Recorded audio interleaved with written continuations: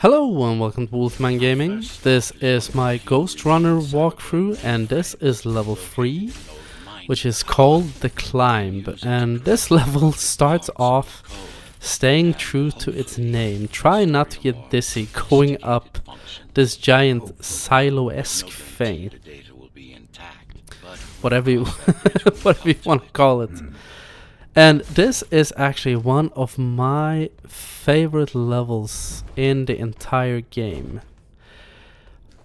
A bit due to I love the platforming of this level. When you get it to work, you feel like such a badass.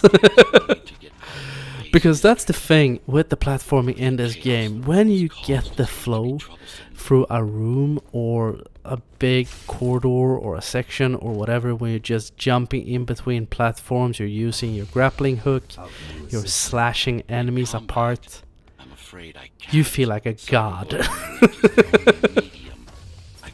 But during your first playthrough, sadly, that is seldomly the case. Because I can honestly tell you, when I played through this game the first time, my first playthrough, I died a combined total of 2,343 times. And that is not just due to that I'm shit at video games. I would say that I'm quite an able player in general, but this game is something I realized the second time I played through it, because I played through it again going for the collectibles because I wanted platinum trophy for the game. This is quite an easy platinum actually, which is ironic since the game is so challenging on its own. But something I realized the second time around going through this game, it was a lot easier the second time around. Probably a lot to do with having mastered the mechanics going through it the first time, and suffering so much. And I was thinking the first time, like, maybe I should put on assist mode, but then I was like, to hell with it, no, I'm not gonna do that. I am better than this. And I persevered, and then I prospered. The Ghostrunner?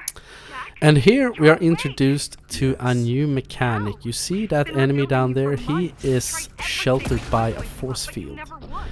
That happens sometimes in this game, quite often even.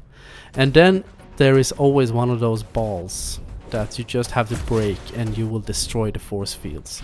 Sometimes there are more than one ball you have to destroy, but you always see like that link in between the force field and the ball, so it's always easy to see where it is.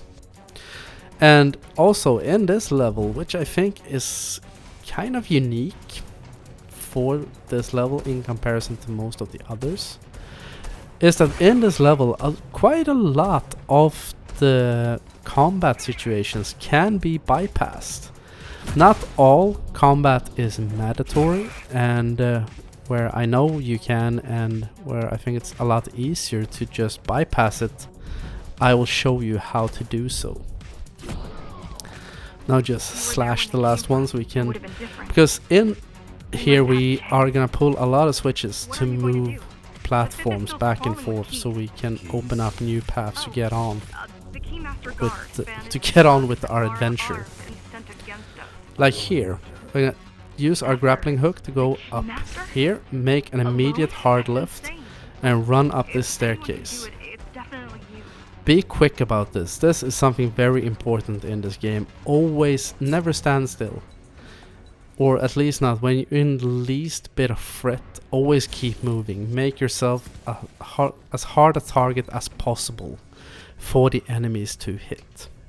And you saw right there, I think we bypassed like 6 or 7 enemies just by making a hard left.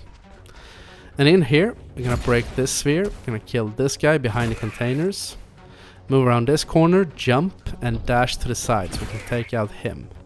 Now there are 2 enemies down here, sheltered by force fields, so we're just gonna ignore them. And pull the switch so we get these walls and shove off out of here. Like so. be careful, because whenever you latch onto these walls, he will move up a little bit, and sometimes that can happen, so he like starts climbing over the edge.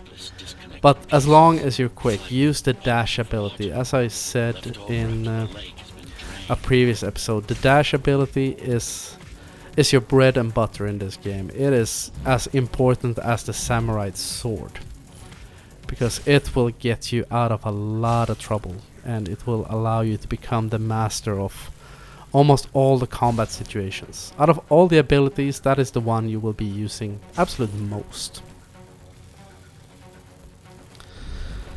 And this is pretty straightforward. Stay away from all the electric currents, of course. As you probably figured out already, they will kill you as well. As I've said, anything and everything will kill you in one hit, unless if you're playing on assisted mode, where, as I said, I think you can take one extra hit. But I'm not 100% sure how it works. As I said, I haven't tried it out myself.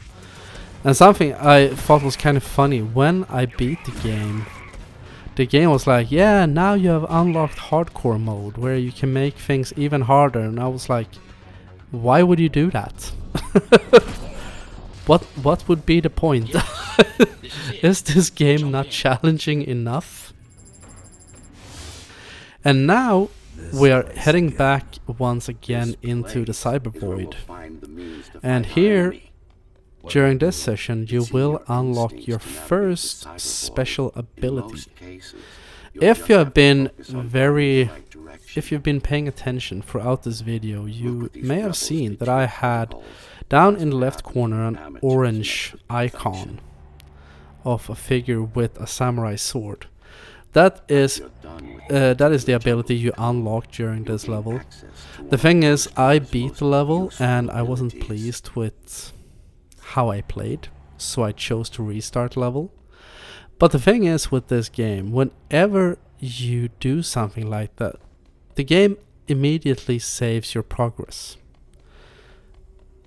Or all progress except for your progress through the level.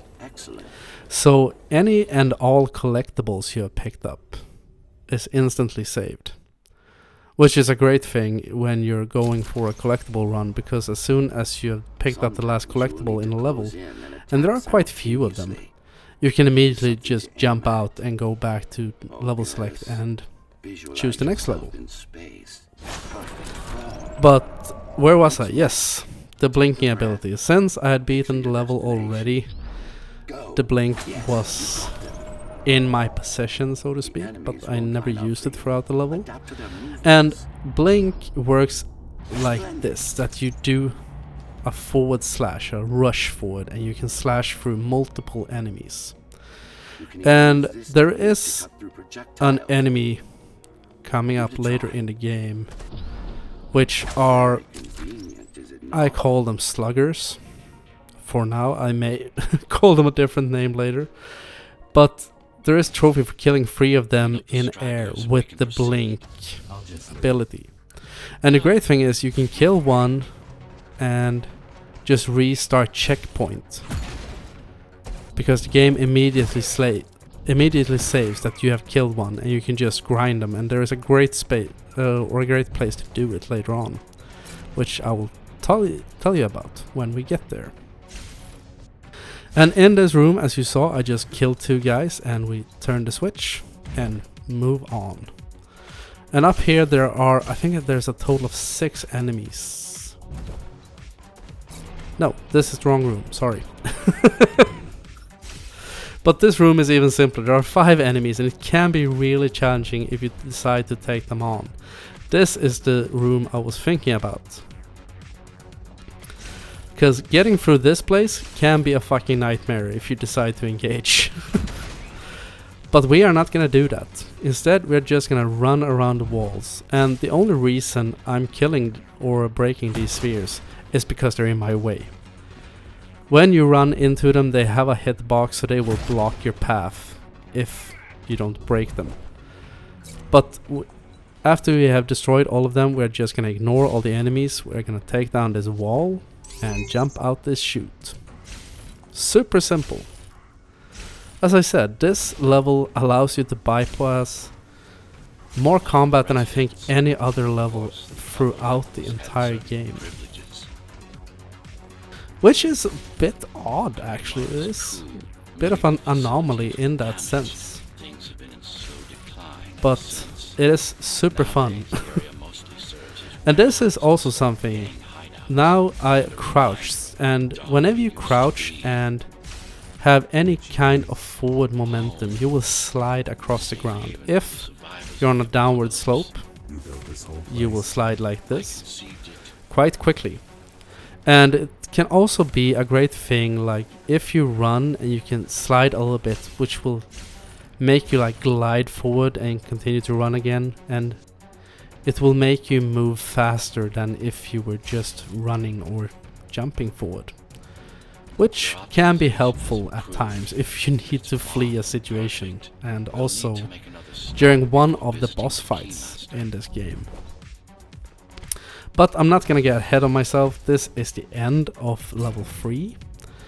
So I wanna thank you very much for watching, and I will see you again in my next video. So until next time, this is the Wolfman signing off.